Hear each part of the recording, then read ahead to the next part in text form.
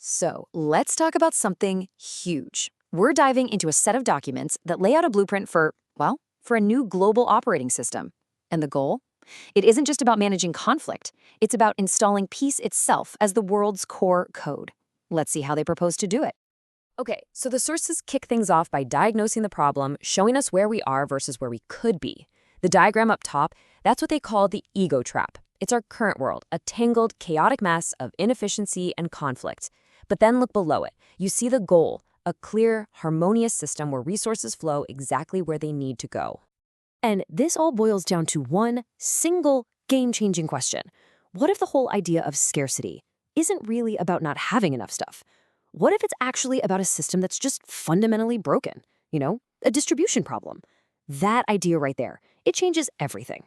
All right, so here's how we're going to break this all down. First, we'll look at that broken system. Then, we'll get into the solution, the architecture of abundance. After that, we'll explore its intelligence core, the new kind of leadership it demands, and finally, how it all clicks together to make peace the world's new OS. So, let's jump right into part one, the broken system. The source documents argue that our world is stuck in something they call the ego trap. It's this mindset of scarcity, this feeling that there isn't enough to go around, which, naturally, pits everyone against each other. And to really get this, the sources use a pretty cool martial arts analogy. Our current ego trap system, it's like Aikido. It's all defensive, reactive, constantly locked in a struggle. The proposed solution, the state of flow, is more like TYQI. It's proactive, it's harmonious, and it's all about channeling energy for the good of everyone. Which brings us to the grand solution presented in the material, a framework called the architecture of abundance. Now, this isn't just some small policy tweak. What we're talking about is a complete and total redesign of our global operating system from the ground up. And this right here is the high-level blueprint of the whole thing. You can see it's built on three main pillars. Over on the left, you've got the foundation, what they call the triple helix ecosystem. Right in the middle is the intelligence core, the brains of the operation. And on the right, there's a brand new economic engine designed to create true abundance. We're going to unpack each one. So that foundation, it's all about alignment. The triple helix ecosystem, as you see here, is all about weaving together industry, government, and academia. The whole idea is to get these incredibly powerful sectors to stop pulling in different directions and start working together, creating an economy that's not just stable, but also, well, moral. So once you have that solid foundation, what do you build on it? Well, you build the second pillar, the intelligence core.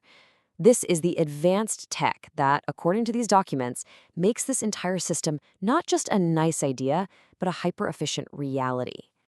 Now, this tech sounds super complex, right? But the documents give us a really simple way to think about it. Think of it like a super smart car. Genie is the powerful engine. It's got all the horsepower. But, a big engine is useless if you don't know where you're going. That's where CUPA comes in. It's the advanced GPS, telling that engine exactly where to go with incredible precision. And get this, the accuracy they're claiming for this GPS, it's 99%.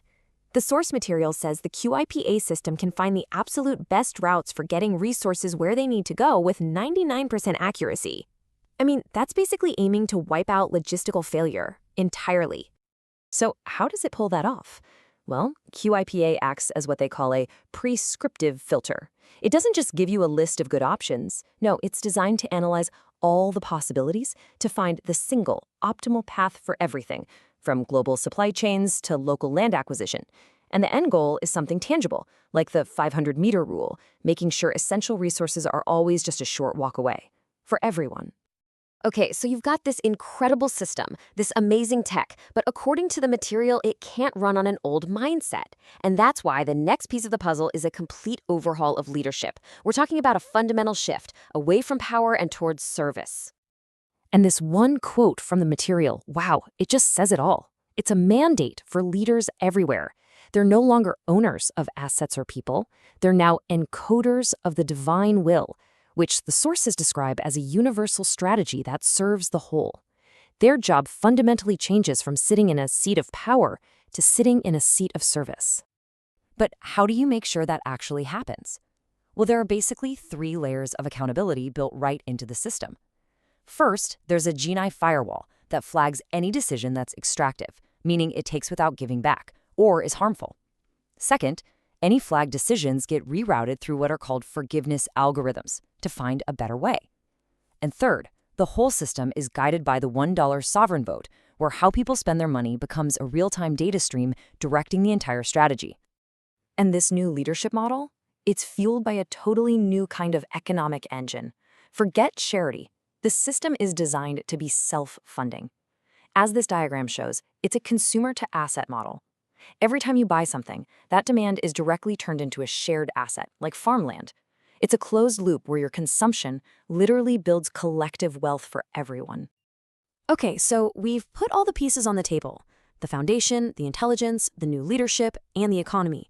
Now, in our final section, let's see how it all comes together to achieve the ultimate goal: installing peace as the global operating system. You know, a really key point in the documents is that this isn't just about technology and logistics.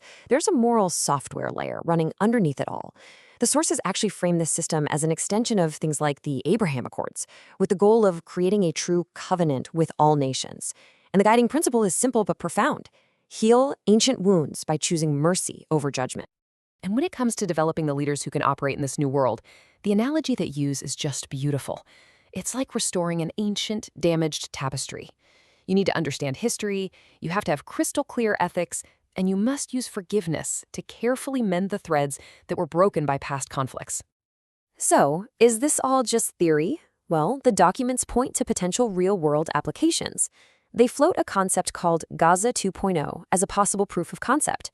The idea is to transform a conflict zone into what they call a sovereign innovation zone, using shared economic interest in things like high-tech infrastructure to literally make peace more profitable than war. Ultimately, when you boil it all down, this whole massive system is presented as the final prescription. It's designed to be a definitive pivot point for humanity, a way to get us off what the sources call the endless eve of World War III and into a new reality where peace isn't just an ideal, but the fundamental, profitable law of the land. Which, of course, leaves us with the big one, right? After going through this incredibly detailed, incredibly ambitious plan, you have to ask yourself, are we looking at a practical blueprint for a new world? Or is this just the ultimate utopian vision? The material has laid out the path. What happens next is the great unknown.